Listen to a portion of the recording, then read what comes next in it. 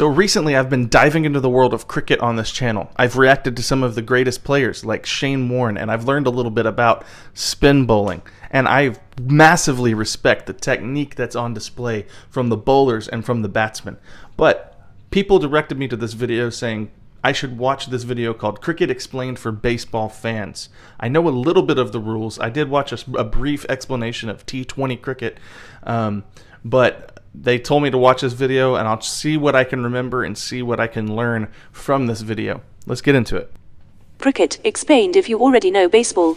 All right, to get this started, I want you to imagine a game much like baseball, except there are only two bases, and they're basically where home plate is and where the pitcher's mound is. To score a run in this game, you simply have to reach the Run next. between the two wickets. So if you put the ball in play and you make it to the pitcher's mound, that's a run. And then if you're able to make it back to home plate, then you score 2 runs on that play. This game is played in the middle of an oval, so there's no foul area. You can hit the ball behind you, you can hit it to the side or whatever. And Nice. in this game, the pitchers are allowed to bounce the ball. If you can picture this game in your mind, you are 75% of the way to understanding cricket. The rest of it is details.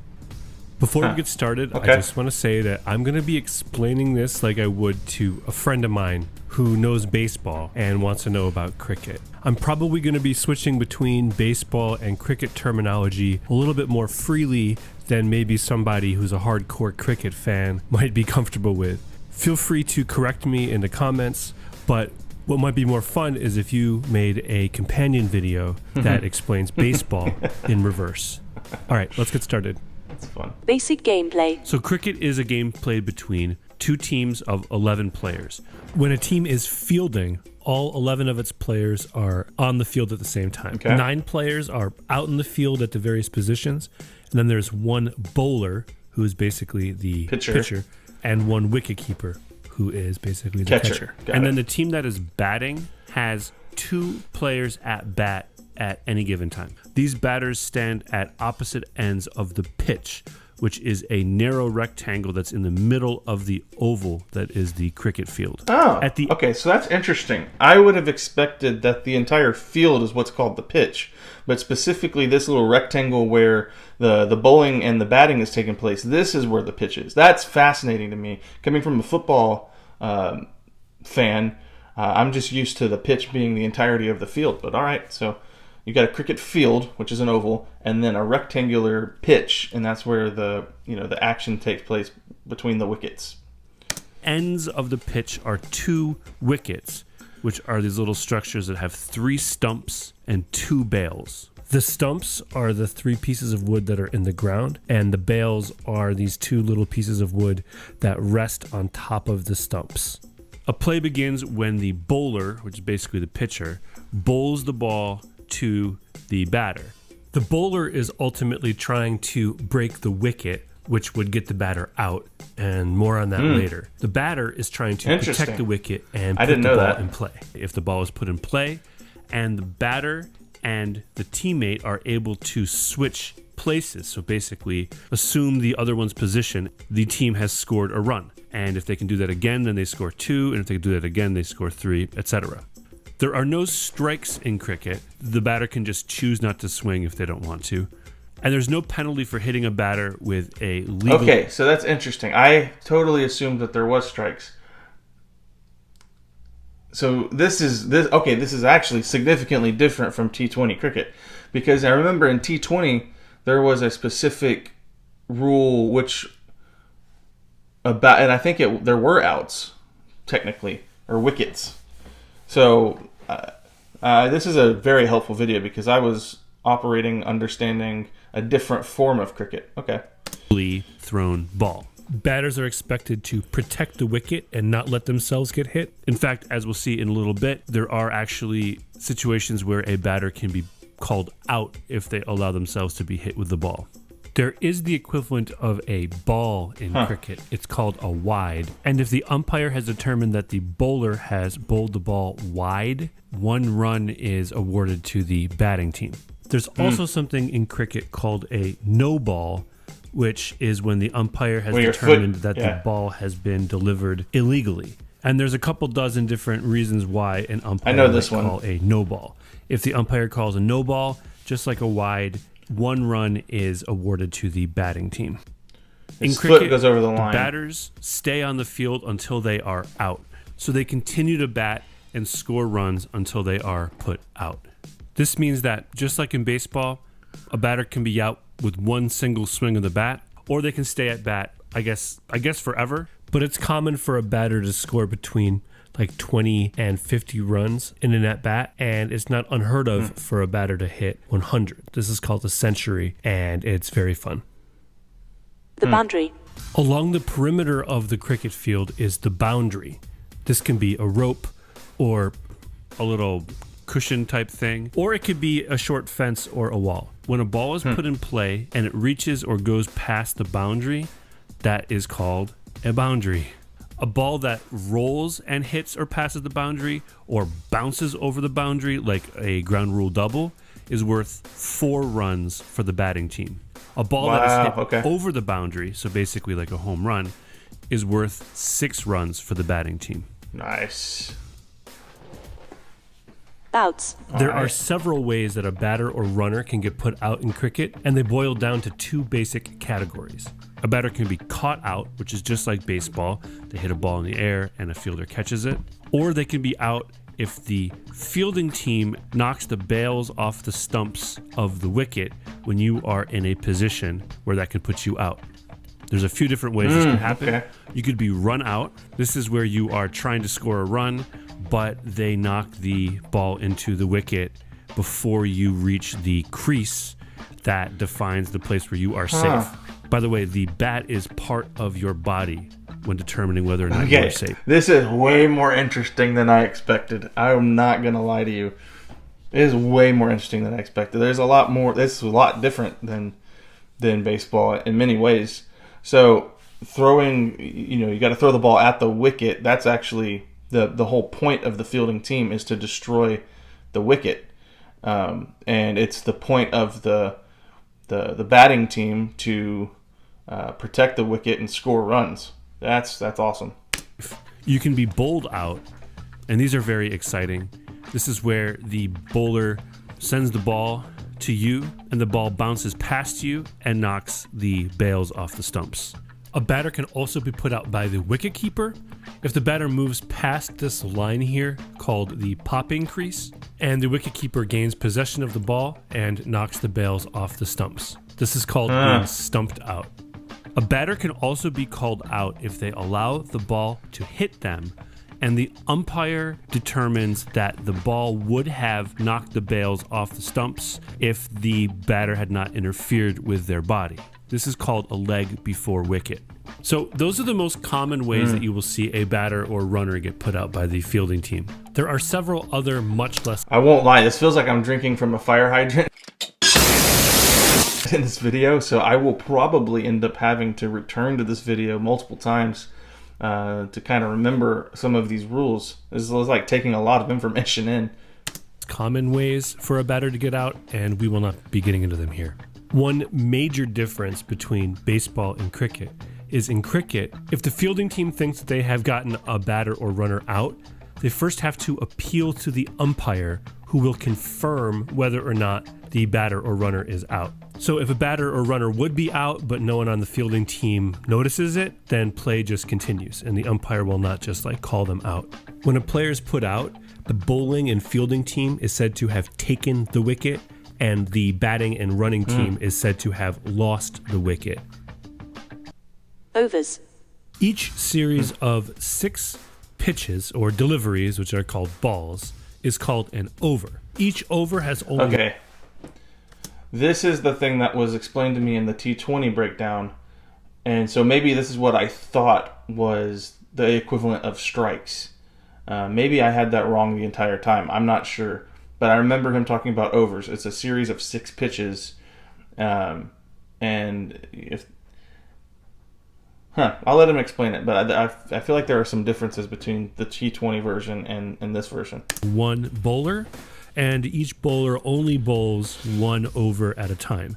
So after a bowler has delivered 6 balls, they take a position in the field and another player comes in to be the bowler for the next over. A bowler can field for an over and then come back to bowl again, but a bowler may not bowl 2 consecutive overs. If you're comparing this all to baseball, overs are similar to individual at-bats in terms of the flow of the game, right? It's like one series of deliveries that everyone's watching, and then there's a brief pause while a new player comes on, and then there's a next set of deliveries that everyone's watching. The difference, of course, is that it's the bowlers, the pitchers that are coming in and out, and not the batters. Not the batters. Okay, wow. Formats. Beyond everything that has been explained so far, the majority of the detail... So the equivalent, if in baseball this was to happen, it would be like the equivalent of having your best batter at the plate, and he goes through a series of 6 pitches or whatnot, and then they have to change pitchers, but the batter gets to stay at the plate. Boy, you'd score a lot of runs if that was possible. Of the game that you watch will depend on the format of cricket that you're watching. There are 2 basic formats of the game of cricket. There's first class cricket and there's limited overs cricket. First class cricket is what a lot of people think of when they think of cricket. We're talking about the games 5-day that go on games for several days. Everyone is wearing white. Maybe the Queen shows up. And first class cricket is most associated with the 5-day long test matches that international teams play against one another. They're scheduled for 5 days, but they might be completed before that. At the beginning of the first day, there is a coin toss to determine which team goes first, and then the sides alternate going through their entire batting order. This happens twice, so each team goes through its batting order twice for a total of 4 innings. Unless the team that goes second scores more runs than the team that went first, in which case they don't have to actually finish their entire innings. They just win the game. That was very simplified. The rules governing test matches could be their own 15-minute video. The other format of cricket is limited overs cricket, where each team is limited to a certain number of overs, and each innings comes to an end when the specified number of overs has been reached or when all of the batters are out, whichever comes first. There are several types of limited overs cricket, but there are 2 that you are most likely to see. The first of these are the one-day internationals, or ODI. These are played between national teams, and each team has 50 overs. And then there's also T20 cricket, which is 2020 cricket, where both teams get only 20 overs. This style of cricket was invented to be more exciting and more fast-paced, and to put the length of an individual match around the same as other common sporting events around the world. An easy way to know whether you're watching a test match or a limited overs match is whether the teams are wearing white or colors. And if you are watching a professional match, you're almost definitely watching a T20 match. Okay. Scorekeeping. All right, pay attention, because this is maybe the... I won't lie, T20 sounds a little more my speed. I don't know that I can handle 5-day games, even though the way he's describing it doesn't seem as... If you really love cricket, the 5-day game doesn't sound that bad. The way he described how they go through the whole batting order. Most confusing part of all of this, the scorekeeping. So at the bottom of the screen, you'll see it says India, and then it says 118 for 5. This does not mean that the score is 118 runs to 5 runs. No, this means that India has scored 118 runs for 5 wickets, which means that 5 of their batters have been put out. Then it says first innings, so this is the first innings of... So 5 batters have scored 118 runs. Did I get that correct? This match. Then it says England 287. So that's how many runs England scored in their innings. And since this is a test match, both teams will play 2 innings. Then you've got information about the 2 batsmen that are currently up and how many runs they've scored so far. Then at the end, it says Broad 0 for 24. This means that Broad, the bowler, has taken 0 wickets so far and has allowed 24 runs. And then the 15 o'clock over there, that's just the time of the day. It's 3 p.m. Okay. Now, for a limited overs match, there's a little bit more information that you need to know. So here you go. Down at the bottom, it says England. This is another game between England and India. It's a women's game. So it says England 103 for 4. So that means that they've scored 103 runs for 4 wickets. P2, don't worry about what that means yet. Then it says 24.3 of 50. That means that we are 24 overs and 3 deliveries into this innings. And then the 50 means that this innings will have at most 50 overs, right? Because this is a one-day international. Then it says target 222. This means that India went first and scored 222 runs. So that's how many runs England has to score to win. And from there, it's pretty much the same as the test match we just saw. Just be careful, because if you're watching an Australian broadcast, the scores are reversed. The wickets are first and the runs are second. So on this one, it says Ren, that's the Renegades, that's one of the teams, 5 for 135. So That's it's 5 simple. wickets for 135 runs. So just be careful, it might be confusing. Some final similarities and differences. All right, that's basically it. I thought that we would end this video with a few more similarities and differences between baseball and cricket. One major... So guys, my camera ran out of storage right there at the end of the cricket reaction, but the video was basically over. What a wild introduction to the sport. There's so much more involved in it than I actually knew, and it's a very fascinating game, something I'm definitely interested in, and I'd probably like to watch a match or two. So let me know in the comment section down below what else I should know about, and some players I should check out. I've checked out some of the bowlers, and I'd like to also check out some of the batsmen. I love the skill set on display in this sport. I love the talent that I see there.